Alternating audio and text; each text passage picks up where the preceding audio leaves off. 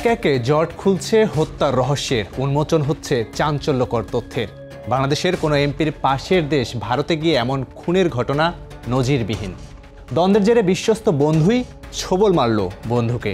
লাশ টুকরো টুকরো করে গায়েব করা হয়েছে শরীরের এক একটি খণ্ডাংশ। এমনভাবে সরিয়ে ফেলা হয়েছে যা খুঁজে পাওয়া দুঃসাধ্য হয়ে পড়েছে। ঝিনাইদহ 4 আসনের সংসদ সদস্য আনোয়ারুল আজিম আনারের রোমহর্ষক হত্যার কাহিনী এখন টক অব দ্য কান্ট্রি। পাশের দেশ ভারতে চিকিৎসার জন্য যাওয়া বাংলাদেশের একজন সংসদ সদস্যকে ভারতে কেন হত্যা করা হবে তা নিয়ে দানা বেঁধেছে নানান সন্দেহ। এ বিষয় নিয়ে আজকের সারমর্ম, সঙ্গে আছি লাবিব হাসান।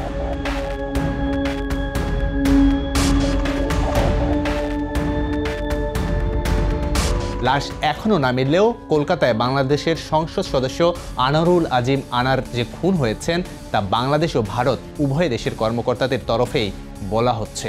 গোয়েন্দা রিপোর্ট বলছে মাত্র আধ ঘন্টায় কিলিং স্কোয়াড মিশন সম্পন্ন করা হয়। মেরে ফেলা হয় শ্বাসরোধ করে। এরপর লাশকে অসংখ্য খণ্ড খণ্ড করে ছড়িয়ে ছিটিয়ে দেওয়া হয় বিভিন্ন জায়গায়, যার হদিস মেলা দুষ্কর। খণ্ডিত মরদেহ উদ্ধারের সম্ভাবনা যে কম তা গ্রেফতারকৃত আসামিরাও আইন শৃঙ্খলা রক্ষা বাহিনীকে বিষয়টি নিশ্চিত করেছেন। পরিকল্পনা অনুযায়ী কলকাতার ট্রিপ্লেক্স ফ্ল্যাটে খুনের পর লাশ টুকরো করে হলুদ আর মশলা দিয়ে মেখে সরানো হয় ট্রলিতে। আর এ কারণেই মরদেহ উদ্ধারের সম্ভাবনাও কম। এরপরও কিছু লাশের টুকরো উদ্ধারে আপ্রাণ চেষ্টায় দুদেশের গোয়েন্দা সংস্থা। দর্শক, তাহলে বুঝতেই পারছেন কতটা সতর্কতাবশত দুর্ধর্ষভাবে কিলিং মিশন সম্পন্ন করা হয়েছে।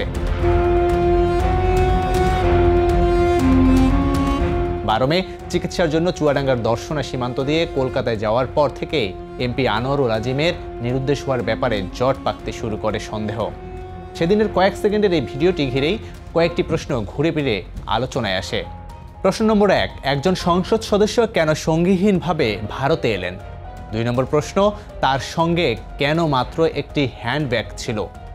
প্রশ্ন 3, সীমান্ত অতিক্রম করার সময় কে ধারণ করলো 1 মিনিটের ভিডিও? প্রশ্ন 4, কার গাড়িতে বরানগর থেকে উঠে এলেন এমপি আনার? প্রশ্ন 5, ফোনে কথা না বলে যে খুদে বার্তা দিলেন সেটা কি আদৌ তার লেখা? 6 নম্বর প্রশ্ন, সন্দেহ জাগে 8 দিন সংযোগ বিচ্ছিন্ন হওয়ার পর মাত্র 2 দিন মোবাইলের লোকেশন ট্র্যাক করা সম্ভব হয়, পরে হঠাৎ কেন ট্র্যাক করা যাচ্ছে না? এবং সবশেষ যে প্রশ্নটি মনে সন্দেহ জাগে সেটি হলো চলমান নির্বাচনের সময় হঠাৎ কেন ভারতে এসেছিলেন তিনি? এমপির এমন যাত্রায় দায়িত্বশীলরা অনেকে মিস্টেরিয়াস হিসেবে দেখা শুরু করেন। নিখোঁজের পর দুটো মোবাইলের লোকেশন ট্র্যাক করে প্রথম 2 দিন বিভ্রান্ত হন গোয়েন্দারা। বাংলাদেশের নম্বরটি বেনাপোল এলাকায় দেখায় এবং ভারতীয় নম্বরটি বিহারের মুজফ্ফরপুর এলাকায় দেখায়। এরপর থেকে ওই 2 নম্বরের লোকেশন আর ট্র্যাক করা যায়নি।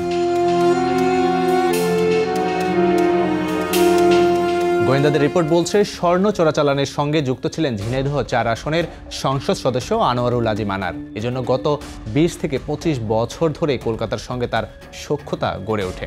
সেই স্বর্ণ চোরাচালানের আন্তর্দেশীয় কোন্দলের জেরেই পরিকল্পিতভাবে খুন করা হয়। এজন্য পাতা হয়েছিল নারীর ফাঁদ। সন্দেহ আইন শৃঙ্খলা বাহিনীর, আর সেখানেই হানি ট্র্যাপের অস্ত্র হিসেবে ব্যবহার করা হয় তরুণী শিলাস্তি রহমানকে। জানা যায় এই নারী হত্যার মূল পরিকল্পনাকারী আখতারুজ্জামান শাহিনের বান্ধবী। ভারত আসা যাওয়ার সুবাদেই সেখানে খুন করতে নেওয়া হয় সঞ্জীবা গার্ডেনের এই ফ্ল্যাটটিতে, আর সেখানেই তাকে হত্যা করা হয়। এজন্য 2-3 মাস আগে থেকেই পরিকল্পনার ছক করা হয়। এমনকি মূল হোতা আখতারুজ্জামান শাহিনের বাংলাদেশের গুলশান ও বসুন্ধরায় থাকা 2টি ফ্ল্যাটেও এ নিয়ে একাধিকবার বৈঠক করা হয়। পরিকল্পনা মোতাবেক মূল হত্যাকারী শিমুল ভূঁইয়া, তার সহযোগী তানবীর ভূঁইয়া এবং শাহিনের গার্লফ্রেন্ড শিলিস্তা রহমান এপ্রিলের 30 তারিখ কলকাতায় যান। কুখ্যাত সন্ত্রাসী শিমুল ভূঁইয়া মূল হত্যাকারী হলেও তিনি আমানুল্লাহ আমান নামে নতুন একটি পাসপোর্ট করে ভারতে যান। ব্যবসায়িক দ্বন্দ্বে হত্যার পরিকল্পনা করে যুক্তরাষ্ট্রের নাগরিক আখতারুজ্জামান শাহিন, যিনি আনারের বাল্যবন্ধু ও ব্যবসায়িক পার্টনার। ঘটনার পরপরই গা ঢাকা দিয়ে পাড়ি জমান যুক্তরাষ্ট্রে। 12 মে এমপি আনার কলকাতায় পৌঁছার পরদিনই 13 তারিখে কলকাতার সঞ্জীবা গার্ডেনের ফ্ল্যাটে নিয়ে হত্যা সম্পন্ন করা হয়। প্রতিবেশী দেশের সংসদ সদস্যের খুনের ঘটনাকে গুরুত্ব দিয়ে তদন্ত শুরু করে ভারতীয় পুলিশ। দেশটির গোয়েন্দাদের দাবি, এমপি আনারকে হত্যার পর ছিন্ন ভিন্ন দেহ 3টি ট্রলি ব্যাগে করে ফ্ল্যাট থেকে নিয়ে যায় হত্যাকারীরা। এমপি আনারকে কিলিং মিশনের পরিকল্পনা নিয়ে গোয়েন্দা তথ্য বলছে, গত 30 এপ্রিল আখতারুজ্জামান শাহীন চরমপন্থী নেতা আমান ও শিলিস্তা রহমান নামে নিজের এক বান্ধবীকে নিয়ে কলকাতায় যান। সেখানে আগে থেকে ভাড়া করে রাখা নিউ টাউন এলাকার সঞ্জীবা গার্ডেনের একটি ডুপ্লেক্স ফ্ল্যাটে ওঠেন তারা। কলকাতায় আরও আগে থেকেই অবস্থান করছিল শাহীনের 2 সহযোগী সিয়াম ও জিহাদ।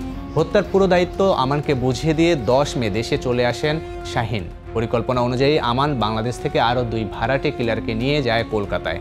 ফয়সাল গাজী ও মোস্তাফিজ নামে 2 ভাড়াটে খুনি 11 মে কলকাতায় গিয়ে আমানের সঙ্গে যোগ দেয়।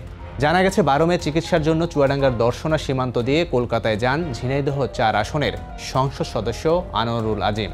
প্রথম দিন তিনি তার বন্ধু গোপালের বাসায় থাকেন। পরদিন 13 মে কৌশলে এমপি আনারকে নিউ টাউনের সেই ফ্ল্যাটে ডেকে নিয়ে যায় হত্যাকারীরা। সিসিটিভি ফুটেজে দেখা গেছে নিউ টাউনের সঞ্জীবা গার্ডেন্সের সামনে এমপি আনার ও তার এক সঙ্গী কারো জন্য অপেক্ষা করছেন।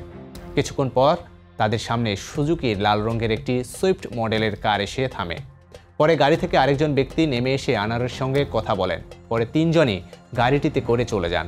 অপর একটি ফুটেজে ওই গাড়িটিকে সড়ক ধরে চলে যেতে দেখা যায়।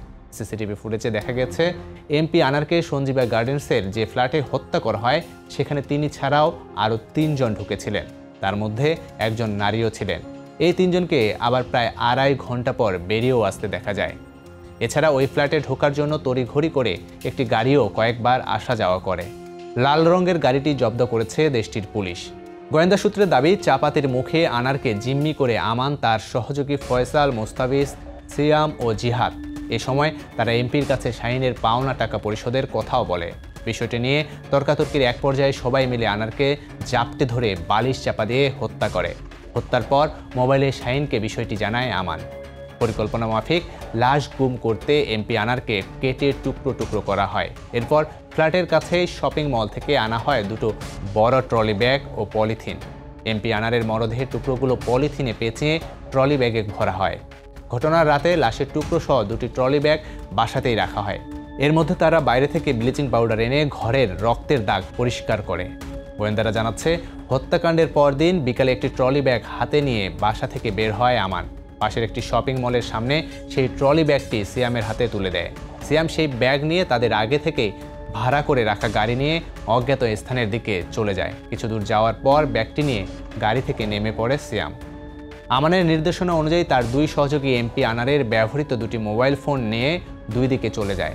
সেখানে মোবাইল ফোন ব্যবহার করার পাশাপাশি বিভিন্ন নম্বরে টেক্সট করা হয়। এতে তদন্তকারী বা আইন শৃঙ্খলা বাহিনী এমপি আনারের অবস্থান সম্পর্কে বিভ্রান্ত হবে এমনটা ধারণা ছিল তাদের। এরপর 15 মে শিলিস্তাকে নিয়ে ঢাকায় চলে আসে আমান। পরে 17 মে মুস্তাফিজ ও 18 মে ফয়সাল বাংলাদেশে ফেরত আসে বলে গোয়েন্দা সূত্র দাবি জানিয়েছে। 5 কোটি টাকার চুক্তি কিলিং মিশনে অংশ নেওয়ার পর ঢাকার মোহাম্মদপুরে বোনের বাসায় আত্মগোপনে ছিল চরমপন্থী আমান। বিভিন্ন সূত্র বলছে, আমানের পুরো নাম আমানুল্লাহ সাইদ। তিনি রাজশাহী বিশ্ববিদ্যালয়ের বাংলা ভাষা ও সাহিত্য বিভাগে পড়াশোনা করেছেন। তিনি পূর্ব বাংলা কমিউনিস্ট পার্টির নেতা ছিলেন। 1991 সালে যশোরের অভয়নগর এলাকায় গণেশ নামে এক ব্যক্তিকে হত্যার অভিযোগে 1997 সাল পর্যন্ত কারাবন্দী ছিলেন। পরবর্তীতে তিনি 2000 সালে আবারও একজনকে হত্যার দায়ে 2013 সাল পর্যন্ত কারাবন্দী ছিলেন। জামিনে কারাগার থেকে বের হয়ে তিনি ভাড়াটে কিলার হিসেবে কাজ করতেন বলে দাবি গোয়েন্দাদের। চাঞ্চল্যকর এই ঘটনায় শিমুল ভূঁইয়া ওরফে আমানুল্লাহ, ফয়সাল ও মাস্টারমাইন্ড শাহীনের বান্ধবী শিলিস্তাকে ঢাকায় গ্রেফতার করা হয়েছে। এদিকে বাংলাদেশের সংসদ সদস্য আনোয়ারুল আজিম আনার হত্যার ঘটনায় পশ্চিমবঙ্গে জোবায়ের নামে একজনকে জিজ্ঞাসাবাদ করা হয়েছে। সেই সঙ্গে হত্যাকাণ্ডে ব্যবহৃত সাদা গাড়ি জব্দ করেছে সিআইডি। এছাড়া আইন শৃঙ্খলা বাহিনী ক্যাব চালককেও জিজ্ঞাসাবাদ করেছে। হত্যার রহস্য উদ্ঘাটনে বাংলাদেশের সঙ্গে ভারতের কেন্দ্রীয় গোয়েন্দা সংস্থা ও কলকাতা পুলিশ সহ কয়েকটি টিম কাজ করছে। এদিকে আনোয়ারুল আজিম হত্যার ঘটনায় মূল পরিকল্পনাকারী হিসেবে বন্ধু শাহীনের নাম উঠে আসার পর বেরিয়ে আসে চাঞ্চল্যকর সব অপরাধের তথ্য। ঝিনাইদহের কোটচাঁদপুরে স্থানীয়দের অভিযোগ, মাদক ব্যবসা, চাঁদাবাজি, হত্যা, হয়রানি সহ নানা অপকর্মে বছরের পর বছর প্রভাব বিস্তার করেছেন তিনি। এতদিন যারা মুখ খুলতে সাহস পাননি, নির্যাতনের শিকার হওয়া সেসব স্থানীয়রা করছেন এমন সব অভিযোগ।